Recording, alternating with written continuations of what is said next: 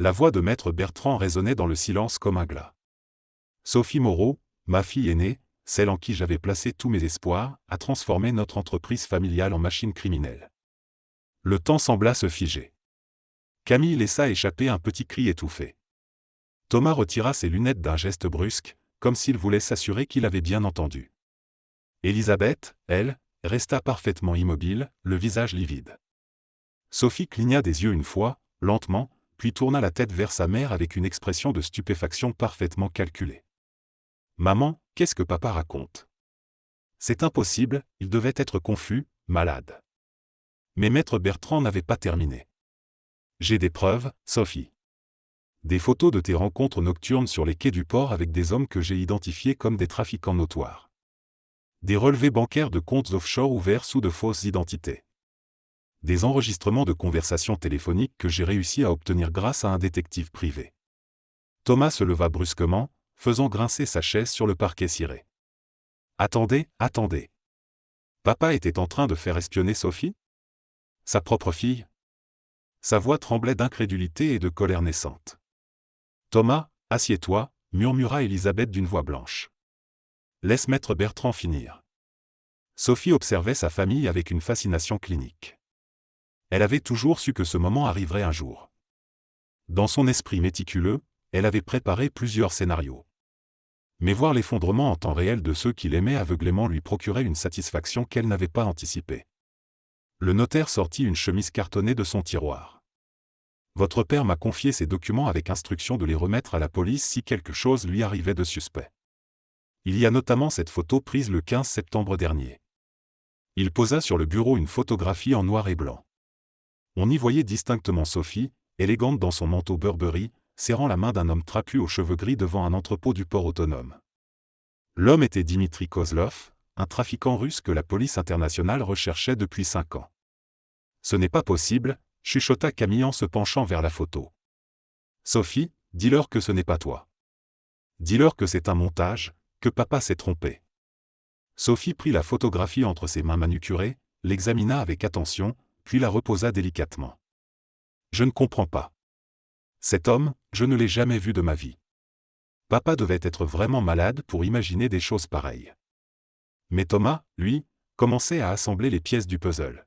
« Sophie, ces voyages d'affaires fréquents à Dubaï, à Panama, aux Bahamas, tu disais que c'était pour développer de nouveaux marchés. » Et c'était le cas, répondit Sophie avec un calme olympien. « Thomas, tu me connais depuis 42 ans.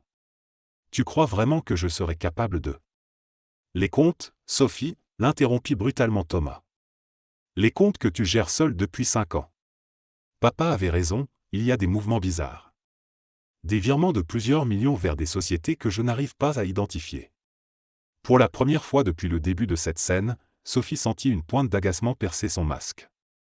Thomas avait toujours été le plus observateur de la fratrie, celui qui posait trop de questions. Elle avait passé des années à le maintenir à l'écart des aspects financiers de l'entreprise, mais apparemment, pas assez. Elisabeth se leva lentement, ses jambes tremblant légèrement. À 67 ans, elle avait survécu à l'occupation allemande d'enfants, à la mort de ses parents, à 45 ans de mariage avec un homme obsédé par son travail. Mais rien ne l'avait préparée à cela. « Sophie, ma chérie, » dit-elle d'une voix qui se brisait, « regarde-moi dans les yeux et dis-moi que ton père se trompait. » Sophie se leva à son tour, s'approcha de sa mère, et prit ses mains ridées entre les siennes. « Maman, tu sais combien j'aimais papa.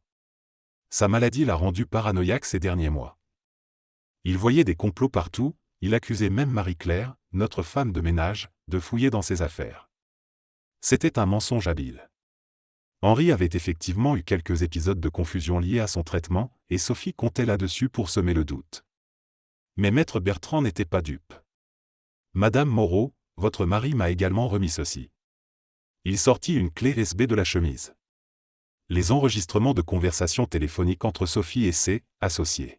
« Voulez-vous que je les diffuse ?» Le sang de Sophie ne fit qu'un tour. Ces enregistrements, s'ils existaient vraiment, pouvaient la détruire.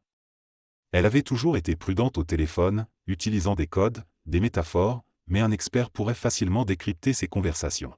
« Bien sûr, » dit-elle avec un sourire qui ne tremblait pas, « diffusez tout ce que vous voulez. J'ai hâte d'entendre ces prétendues preuves. » Maître Bertrand inséra la clé USB dans son ordinateur portable.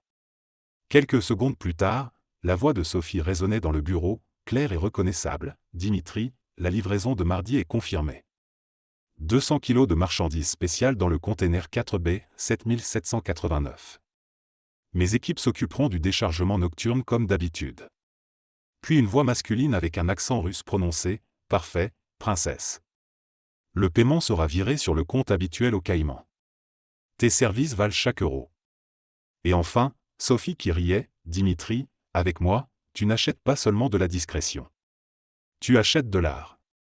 L'art de faire disparaître des preuves et des témoins gênants. » Le silence qui suivit était assourdissant. Camille avait porté ses deux mains à sa bouche, les yeux écarquillés d'horreur. Thomas fixait sa sœur comme s'il la voyait pour la première fois de sa vie. Elisabeth s'était rassise lourdement, le visage décomposé. Sophie, elle, n'essayait même plus de feindre la surprise. Son masque était tombé, révélant un visage d'une froideur glaciale. « Combien de personnes ont entendu ces enregistrements, maître Bertrand ?» La question, posée d'un ton parfaitement neutre, fit frissonner tout le monde dans la pièce. « Sophie !» chuchota Camille. « Sophie, dis-moi que ce n'est pas vrai. Dis-moi que tu n'es pas une criminelle. » Sophie sourit, et ce sourire n'avait plus rien d'humain. « Ma chère petite sœur, j'ai construit un empire que papa n'aurait jamais pu imaginer. Pendant que vous vous contentiez de vos petites vies bourgeoises, moi, j'ai créé quelque chose de grandiose. » Thomas recula d'un pas, comme si sa sœur venait de se transformer en serpent venimeux. « Sophie, qu'est-ce que tu es devenue ? » « Je suis devenue ce que j'ai toujours été, » répondit-elle en lissant sa jupe. « La différence, c'est que maintenant, vous le savez. » Elisabeth leva les yeux vers sa fille aînée, celle qu'elle avait portée, nourrie, aimée inconditionnellement pendant 42 ans. « Les témoins gênants, Sophie, qu'est-ce que tu voulais dire par « faire disparaître les témoins gênants » Sophie regarda sa mère droit dans les yeux, et ce qu'Elisabeth y vit la glaça jusqu'aux os. Il n'y avait plus rien d'humain dans ce regard. Plus rien de la petite fille qui venait se blottir dans ses bras après un cauchemar. « Maman, » dit Sophie d'une voix douce comme du velours empoisonné, « tu poses beaucoup trop de questions. » Et c'est à ce moment précis que la famille Moreau comprit qu'ils n'étaient plus en sécurité. Qu'ils venaient de découvrir le vrai visage de Sophie. Et que cette découverte pourrait bien leur coûter beaucoup plus cher qu'ils ne l'imaginaient. Mais ce qu'ils ne savaient pas encore, c'est que Sophie avait déjà pris sa décision. Et que dans les heures qui allaient suivre, elle allait leur montrer jusqu'où elle était prête à aller pour protéger ses secrets. Vous savez, la plupart des gens pensent que l'héritage familial, c'est recevoir de l'argent, une maison, peut-être une entreprise. Que c'est un cadeau du passé pour construire l'avenir. Quelle belle et tragique idée fausse. Il a fallu que Sophie Moreau, âgée de 42 ans, et la lecture d'un testament dans une villa surplombant le vieux port de Marseille, brise complètement cette illusion et révèle une vérité que la plupart d'entre nous passent toute leur vie à éviter. Parfois, l'héritage le plus lourd, c'est de découvrir qui nous sommes vraiment. Je m'appelle Michel Dubois. Vous regardez, leçon tirée d'une longue vie. Avant de plonger dans cette histoire puissante, je dois vous demander quelque chose d'important. Si ces histoires qui changent la vie vous touchent, pensez à vous abonner à Leçon tirée d'une longue vie et à activer la cloche de notification. Cela vous assure de ne jamais manquer nos récits profondément émouvants, et cela nous aide vraiment à continuer de partager ces histoires transformatrices avec vous. C'était un mardi matin de novembre 2019, et le Mistral soufflait si fort sur Marseille que les cyprès du cimetière Saint-Pierre semblaient danser une dernière valse pour Henri Moreau. Sophie se tenait droite comme un i devant le cercueil de son père, ses cheveux châtains parfaitement coiffés malgré le vent, son tailleur noir Chanel impeccable. Autour d'elle, tout le gratin marseillais était venu rendre hommage au patriarche de l'Empire maritime Moreau. Papa aurait détesté tout ce cirque, murmura Thomas, son frère cadet, en ajustant ses lunettes d'un geste nerveux. À 38 ans, Thomas avait toujours vécu dans l'ombre de sa sœur brillante, celle qui parlait 4 langues, qui avait étudié à Sciences Po Paris, qui dirigeait déjà 3 filiales de l'entreprise familiale avant ses 30 ans. Sophie ne répondit pas. Ses yeux verts, d'un calme troublant, fixaient le cercueil avec une intensité que sa mère Elisabeth attribua au chagrin. Si seulement elle avait su que Sophie calculait déjà combien de temps il lui faudrait pour effacer certaines traces avant la lecture du testament. L'église Notre-Dame de la Garde résonnait des sanglots étouffés de Camille, la benjamine de 35 ans, qui serrait la main de sa fille de 8 ans. « Maman, pourquoi grand-père ne reviendra plus jamais ?» chuchota la petite Emma. Camille caressa les boucles blondes de sa fille, incapable de trouver les mots. Comment expliquer à un enfant que la mort, c'est définitif? Comment lui dire qu'elle venait de perdre le seul homme qui l'avait vraiment comprise? Mais Sophie, elle, savait exactement ce que signifiait « définitif ». Elle l'avait appris il y a 17 ans, lors de sa première commande. Un petit trafiquant de Marseille qui en savait trop sur ses premières opérations de blanchiment. Un accident de moto sur la corniche Kennedy. Si simple, si propre. Personne n'avait jamais fait le lien. Maître Bertrand, le notaire de la famille depuis 40 ans, tout sauta discrètement. Madame Moreau, mes condoléances. Votre époux m'a demandé de vous remettre ceci après la cérémonie. Il tendit à Elisabeth une enveloppe scellée, marquée d'une écriture tremblante, à ouvrir en famille, dans mon bureau, le jour même. Sophie sentit un frisson glacé remonter le long de sa colonne vertébrale. Son père avait été très malade ces derniers mois, souvent confus, parfois lucide. Qu'avait-il pu découvrir? Qu'avait-il pu écrire? Un testament secret, demanda Thomas, surpris. Mais papa avait déjà fait son testament il y a 5 ans. Elisabeth, 67 ans, les cheveux argentés tirés en chignon, hocha la tête d'un air perplexe. 45 ans de mariage avec Henri, et il trouvait encore le moyen de la surprendre. Il m'a dit qu'il avait des choses importantes à régler avant de partir. Je pensais qu'il parlait de l'entreprise. L'entreprise. Les transports maritimes Moreau. Fondée par le grand-père de Sophie en 1923, développée par Henri jusqu'à devenir l'une des plus importantes compagnies de transport méditerranéennes. 75 navires, 850 employés, un chiffre d'affaires de 200 millions d'euros. L'empire que Sophie était destinée à hériter. Ce qu'il ne savait pas, c'est que depuis 17 ans, Sophie utilisait cet empire comme façade pour l'un des réseaux de trafic de drogue les plus sophistiqués de la Méditerranée. Cocaïne d'Amérique du Sud, héroïne d'Afghanistan, amphétamine des Pays-Bas. Tout transité par les navires Moreau, cachés dans des containers de marchandises légales, blanchis à travers un labyrinthe de sociétés offshore qu'elle avait créées avec l'aide de complices dans 12 pays. Le bureau de maître Bertrand sentait le cuir et la cire d'abeille. Les meubles en acajou, les reliures dorées, l'atmosphère feutrée de respectabilité bourgeoise. Sophie s'assit dans le fauteuil face au bureau, croisa les jambes avec élégance, et attendit.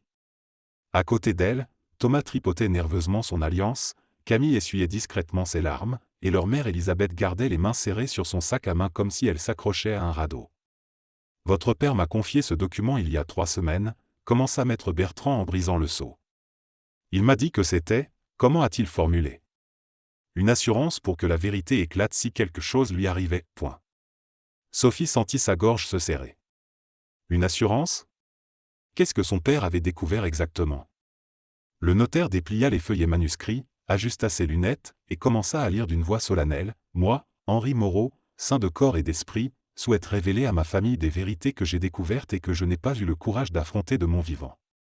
Le silence dans la pièce était si dense qu'on entendait le tic-tac de l'horloge comptoise et le bruit lointain de la circulation sur la canebière. Depuis plusieurs mois, j'ai remarqué des irrégularités dans les comptes de notre entreprise. Des mouvements de fonds inexpliqués, des factures pour des services fantômes, des containers dont je n'ai jamais autorisé le transport. Thomas fronça les sourcils. Papa soupçonnait une fraude. Maître Bertrand continua, j'ai mené ma propre enquête discrète. Ce que j'ai découvert dépasse mes pires cauchemars. L'une de mes filles utilise notre entreprise familiale pour des activités criminelles d'une ampleur que je n'ose imaginer. Camille porta la main à sa bouche. Mon Dieu, qui? Sophie ne broncha pas extérieurement, elle affichait la même expression de choc et d'incrédulité que ses frères et sœurs. Intérieurement, elle calculait déjà. Combien de personnes son père avait-il mises au courant? Quelles preuves avait-il rassemblées? Et surtout, comment allait-elle gérer cette situation sans éveiller les soupçons? Mais ce qu'elle ne savait pas encore, c'est que son père avait été beaucoup plus méticuleux qu'elle ne l'imaginait.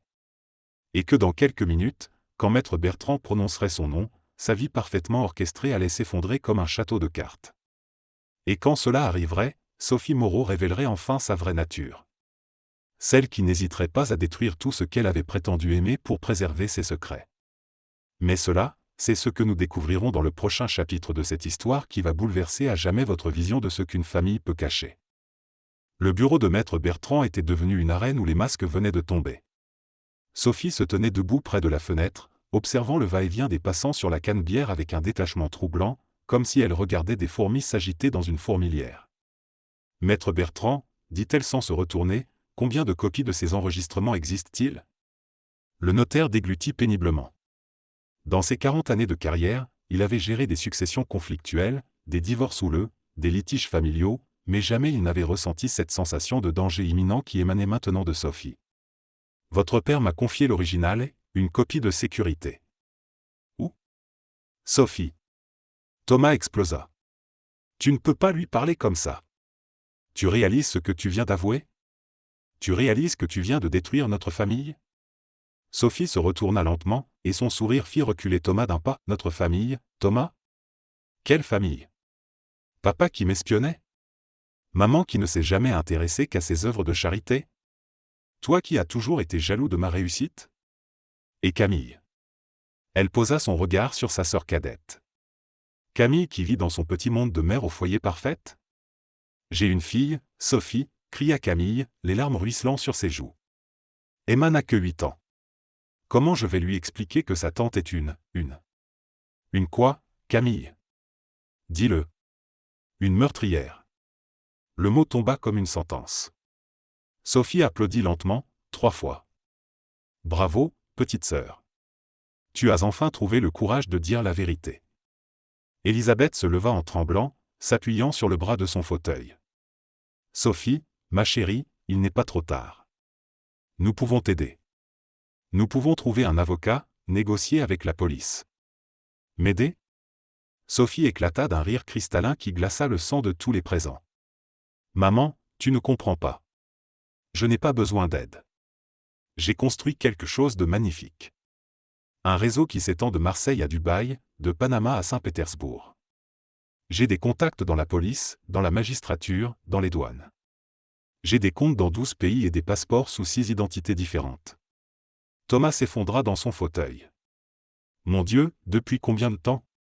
17 ans, répondit Sophie avec fierté. J'avais 25 ans quand j'ai commencé. Un petit trafic de cocaïne entre Marseille et la Corse. Puis j'ai vu les possibilités qu'offrait l'entreprise familiale. Tous ces navires, toutes ces routes commerciales. C'était comme si papa m'avait offert les clés du paradis criminel. Maître Bertrand tentait discrètement d'atteindre le téléphone sur son bureau, mais Sophie l'avait remarqué. Je ne ferais pas ça si j'étais vous, maître. Mes associés n'apprécient pas les indiscrétions. Tu nous menaces? Demanda Thomas, incrédule. Je vous informe, corrigea Sophie.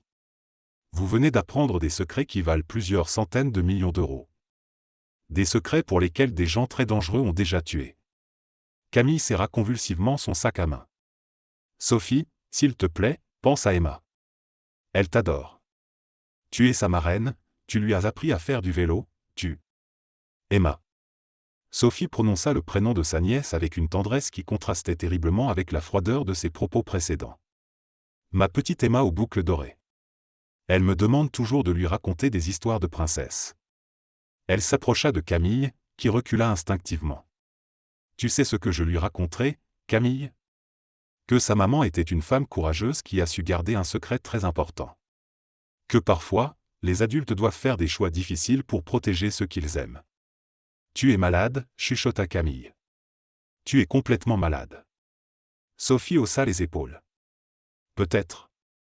Ou peut-être que je suis simplement plus lucide que vous. Papa a bâti cet empire en exploitant des ouvriers, en corrompant des fonctionnaires, en écrasant la concurrence.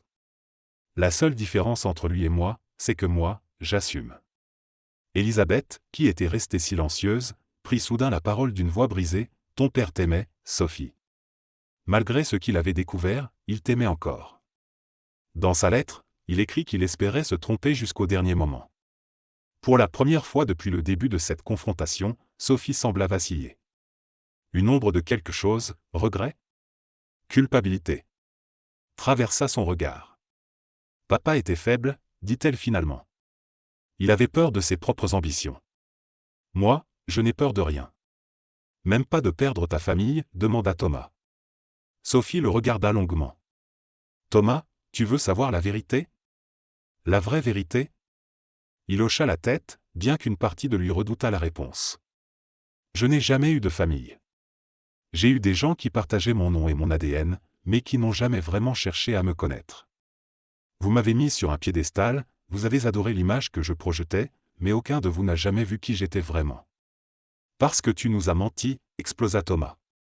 Pendant 17 ans, tu nous as menti. Non, répliqua Sophie calmement. Je vous ai donné exactement ce que vous vouliez voir. Une fille brillante, une sœur attentionnée, une marraine aimante. Le fait que vous n'ayez jamais cherché plus loin, c'est votre responsabilité, pas la mienne. Maître Bertrand, qui avait écouté cet échange avec une fascination horrifiée, intervint, Madame Moreau. Sophie, que comptez-vous faire maintenant? Sophie consulta sa montre, une Patek Philippe en or blanc que son père lui avait offerte pour ses 30 ans. Maintenant, je vais gérer cette situation comme j'ai toujours géré les problèmes. Efficacement. Elle sortit son téléphone portable, un modèle crypté qu'elle utilisait pour ses activités criminelles, et composa un numéro. Victor? C'est moi. J'ai besoin du service de nettoyage. Oui, le complet. 4 personnes. L'adresse? Cabinet de Maître Bertrand, 47 rue Paradis. Camille poussa un cri d'horreur. Thomas bondit de son fauteuil. Sophie. Tu ne peux pas faire ça. Nous sommes ta famille. Sophie raccrocha et rangea son téléphone. Vous étiez ma famille. Maintenant, vous êtes des témoins gênants. Elisabeth s'approcha de sa fille, les bras tendus, comme si elle voulait la prendre dans ses bras une dernière fois. Sophie, ma petite fille, qu'est-ce qui t'est arrivé? Où est passé mon enfant? Sophie regarda sa mère, et pendant un instant, son masque de glace sembla se fissurer. Elle n'a jamais existé, maman. Ce que tu aimais, c'était un fantôme. Puis elle se dirigea vers la porte. Victor et ses hommes seront là dans 20 minutes. Je vous conseille d'utiliser ce temps pour faire vos paix avec Dieu. Mais au moment où elle posait la main sur la poignée, Thomas cria, « Attends. Les preuves. Papa a dit qu'il avait donné des copies à d'autres personnes. » Sophie s'immobilisa. Quelles autres personnes? Je ne sais pas. Mais il a dit qu'il avait pris des précautions. Sophie se retourna lentement, et cette fois, ils virent quelque chose de nouveau dans ses yeux, de l'inquiétude. Parce que Thomas venait de toucher le seul point faible de son plan parfait. Et Sophie Moreau, pour la première fois de sa vie criminelle, réalisa qu'elle avait peut-être sous-estimé son adversaire. Son propre père. Et cette réalisation allait la pousser à des extrémités qu'elle n'avait jamais envisagées, même dans ses pires cauchemars. Sophie lâcha la poignée de la porte et se retourna complètement, son visage transformé par une rage froide que sa famille n'avait jamais vue. « Qu'est-ce que tu viens de dire, Thomas ?» Thomas recula, mais quelque chose dans le regard désespéré de sa mère lui donna le courage de continuer. « Papa m'a appelé il y a 2 semaines. Il était agité. Il m'a dit qu'il avait découvert quelque chose de terrible et qu'il avait pris des assurances. Ses mots exacts étaient « Si quelque chose m'arrive, Thomas, va voir le commissaire Dubois au commissariat du 2e arrondissement. Il aura tout ce qu'il faut. » Le sang de Sophie ne fit qu'un tour. Le commissaire Dubois. Elle le connaissait de réputation, un flic intègre, impossible à corrompre, qui avait refusé toutes ses tentatives d'approche au fil des années. Si son père lui avait vraiment confié des preuves. « Tu mens » siffla-t-elle entre ses dents. « Je ne mens pas. » Thomas sortit son téléphone. « Regarde. J'ai encore son message vocal. » Il activa le haut-parleur. La voix fatiguée mais déterminée d'Henri Moreau résonna dans le bureau. « Thomas, mon fils, si tu écoutes ce message, c'est que je ne suis plus là. J'ai découvert des choses terribles sur Sophie. J'ai tout documenté, tout enregistré. Le commissaire Dubois a une copie de tout. Dis-lui que le mot de code est Marguerite, le prénom de ta grand-mère. Il comprendra. Et Thomas, protège ta mère et Camille. Je crains que Sophie ne soit plus la fille que nous connaissions. » Le silence qui suivit était électrique. Sophie fixait le téléphone comme s'il venait de prononcer sa condamnation à mort. Camille, qui avait écouté avec des yeux écarquillés d'horreur, chuchota, « Sophie, papa savait. Il savait que tu pourrais nous faire du mal. » Sophie rappuya sur son téléphone crypté, mais cette fois avec une urgence palpable. « Victor, changement de plan. Avant le nettoyage, j'ai besoin que tu ailles au commissariat du 2e arrondissement. Commissaire Dubois. Récupère tout ce qu'il a sur moi. » Tout? Une voix grave avec un accent de l'Est répondit, « Ça va être compliqué, princesse. Un commissariat, c'est pas un entrepôt abandonné. Je me fiche de la complexité. Trouve un moyen. Fais-le passer pour un cambriolage, un incendie, n'importe quoi. Et Victor? Sa voix se durcit encore. Si tu ne peux pas récupérer les preuves, assure-toi qu'elles disparaissent avec celui qui les détient. Elisabeth porta la main à son cœur. Sophie, tu es en train de parler d'assassiner un policier? Je suis en train de parler de survie, maman. Maître Bertrand, qui avait assisté à cette conversation avec une horreur grandissante, tenta discrètement de composer le numéro d'urgence sur son téléphone fixe. Mais Sophie l'avait vu. En 3 enjambées, elle fut sur lui et arracha le combiné de ses mains. Maître Bertrand, vous me décevez.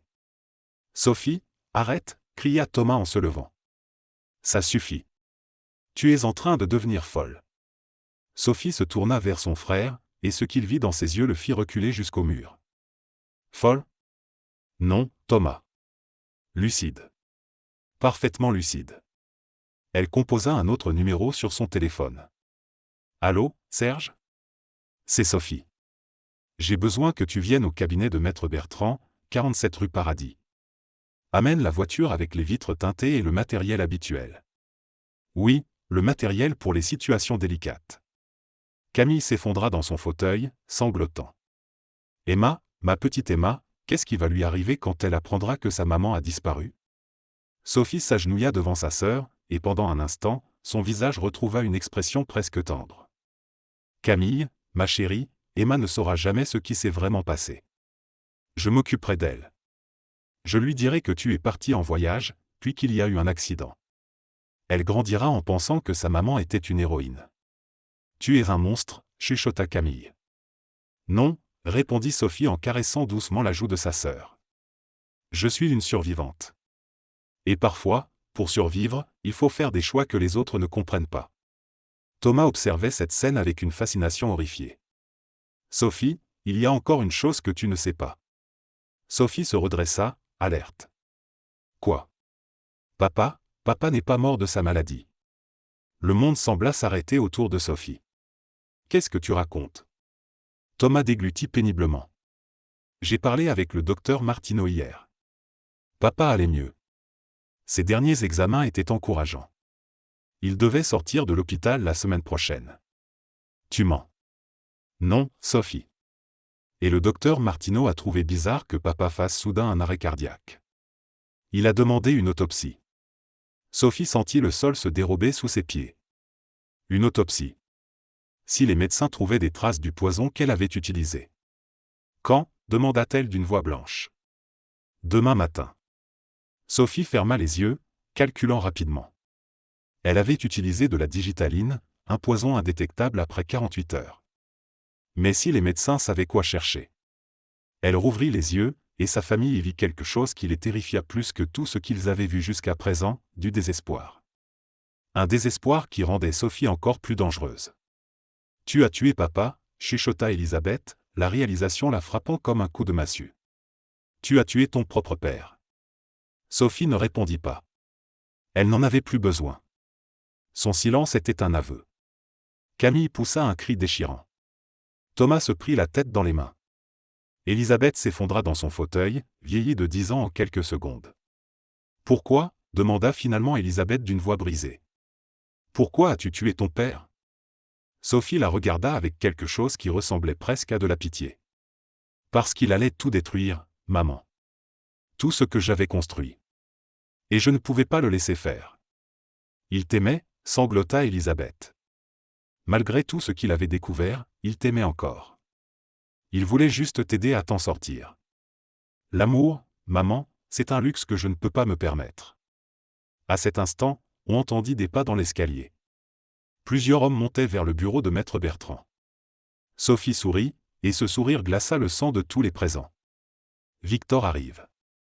Il va s'occuper de vous avec professionnalisme. Vous ne souffrirez pas. Thomas se leva, tremblant mais déterminé. Sophie, je t'en supplie. Pour Emma. Pour le souvenir de ce que nous avons été. Laisse-nous partir. Sophie le regarda longuement, et pendant un instant, quelque chose vacilla dans ses yeux. Le souvenir de Noël en famille, de vacances à la mer, de moments où ils avaient été vraiment frères et sœurs. Puis les pas s'arrêtèrent devant la porte. Il est trop tard, Thomas, murmura-t-elle. Il est trop tard pour nous tous. La poignée de la porte commença à tourner. Et la famille Moreau comprit que leur calvaire ne faisait que commencer. Car Sophie venait de franchir une ligne qu'elle ne pourrait jamais retraverser. Et dans les minutes qui allaient suivre, elle allait leur montrer jusqu'où peut aller une âme damnée quand elle n'a plus rien à perdre.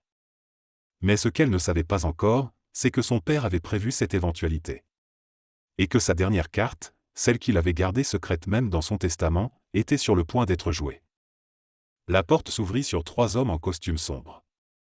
Victor, un colosse aux cheveux platines et aux yeux de glace, entra le premier, suivi de 2 complices qui fermèrent immédiatement la porte derrière eux. L'odeur de leur aftershave bon marché se mélangea à celle du cuir et de la cire du bureau, créant une atmosphère oppressante. « Princesse, dit Victor avec son accent russe prononcé, nous avons un problème. » Sophie fronça les sourcils. « Quel genre de problème ? » Le commissariat. Dubois n'était pas là, mais j'ai parlé à un de mes contacts dans la police. Ton père a effectivement déposé un dossier complet il y a 3 semaines. Pas seulement chez Dubois. Copies multiples. Procureur de la République, juge d'instruction, même une copie à Paris, au ministère de l'Intérieur. Le visage de Sophie se décomposa. Combien de copies ? Au moins 6. Peut-être plus. Thomas, malgré sa terreur, ne put s'empêcher de sourire amèrement. Papa était plus malin que tu ne le pensais, Sophie. Sophie se tourna vers lui, les yeux brillants de rage. Tais-toi. Mais Victor n'avait pas terminé. Il y a autre chose, princesse. Dubois a lancé une enquête ce matin. Ils ont déjà saisi les comptes de l'entreprise. Et ils ont un mandat d'arrêt contre toi. Le monde de Sophie s'effondrait en temps réel. 17 ans de construction méthodique, de précautions infinies, d'empire criminel parfaitement orchestré, tout s'écroulait à cause de son propre père. Les comptes offshore, demanda-t-elle d'une voix blanche. Je l'ai. Ton père avait les numéros. Tout. Camille, qui avait écouté cet échange avec un mélange d'horreur et d'espoir, chuchota, « Papa t'a eu, Sophie. Même mort, il t'a eu. » Sophie se tourna vers sa sœur, et ce que Camille vit dans ses yeux la fit frissonner. Ce n'était plus de la colère, ni même de la rage. C'était quelque chose de bien pire, de la haine pure, distillée par des années de mensonges et de manipulation. « Papa m'a eu. » Sophie éclata d'un rire hystérique. « Papa m'a eu. Vous voulez savoir ce que papa a vraiment fait ?» Elle s'approcha de sa mère, qui recula instinctivement. « Maman, tu veux savoir pourquoi j'ai commencé tout ça ? Pourquoi j'ai basculé dans le crime ?» Elisabeth secoua la tête, mais Sophie continua impitoyablement. « J'avais 25 ans. J'étais amoureuse d'un garçon, Julien Mercier. Un docker du port. Papa l'a découvert et il a décidé que ce n'était pas assez bien pour une Moreau. Tu sais ce qu'il a fait ? » Le silence était total dans la pièce. « Il l'a fait tuer, maman. Il a payé des hommes pour organiser un accident sur les quais. Julien est tombé d'une grue. 30 mètres de chute. Papa m'a dit que c'était le destin, que j'étais destiné à mieux. » Elisabeth porta la main à sa bouche. « Non. Henri n'aurait jamais. »« Si, maman. Et tu sais le plus beau ? Il m'a dit que si je parlais, si je faisais des vagues, il s'arrangerait pour que la famille de Julien ait des problèmes aussi. Sa petite sœur, ses parents. » Thomas regardait sa sœur avec une horreur nouvelle. « Sophie, même si c'est vrai, ça ne justifie pas ? » « Ça ne justifie pas quoi, Thomas ? Que j'ai décidé de jouer selon ses règles. Papa m'a appris que dans ce monde, il n'y a que les prédateurs et les proies. Il m'a appris que l'amour est une faiblesse. Il m'a appris que la famille, c'est juste un mot qu'on utilise pour manipuler les autres. » Elle se tourna vers Victor. « Combien de temps avant que la police arrive ici ? » Ils ont déjà cerné le bâtiment, princesse. Nous sommes entrés par les toits, mais ils nous attendent en bas. Sophie ferma les yeux, calculant ses options. Elles étaient toutes mauvaises. « Il y a une issue de secours ?» demanda-t-elle. « Oui, mais elle donne sur une ruelle où ils ont posté des hommes. » Maître Bertrand, qui était resté silencieux, prit soudain la parole. « Sophie, il n'est pas trop tard. Rendez-vous. Collaborez avec la justice. Avec un bon avocat. » Sophie ouvrit les yeux et le regarda comme s'il venait de proférer la plus grande absurdité du monde. « Maître Bertrand, vous ne comprenez pas. Je ne peux pas aller en prison. mes associés ne me laisseraient pas vivre une semaine. Et même si je survivais, vous croyez vraiment que je pourrais supporter d'être enfermé? Elle sortit un petit revolver de son sac à main, un Beretta argenté qu'elle avait toujours porté comme une assurance. Sophie, non, cria Camille. Si, Camille. C'est la seule solution qui me reste. Élisabeth se leva péniblement et s'approcha de sa fille. Sophie, ma chérie, il y a toujours une autre solution. Toujours. Sophie regarda sa mère, et pendant un instant, son masque de glace se fissura complètement. Maman, tu sais ce qui me fait le plus mal? Quoi, ma chérie? C'est que malgré tout ce que j'ai fait, malgré tout ce que je suis devenu, une partie de moi vous aime encore. Et c'est cette partie qui me rend faible. Des larmes coulaient maintenant sur les joues de Sophie, les premières vraies larmes qu'elle avait versées depuis des années. Alors je vais la tuer, cette partie. Comme j'ai tué papa. Comme j'ai tué Julien dans mon cœur. Comme je vais tous vous tuer. Elle leva son arme, mais Thomas bondit vers elle. Sophie, non. Le coup partit. Thomas s'effondra, une tache rouge s'élargissant sur sa chemise blanche. Thomas. Camille se précipita vers son frère. Sophie regardait son arme, comme surprise de ce qu'elle venait de faire. Je ne voulais pas. Pour la première fois depuis le début de cette tragédie, Sophie Moreau semblait redevenir humaine. L'horreur de son geste la frappait de plein fouet. Thomas, mon petit frère. Mais il était trop tard.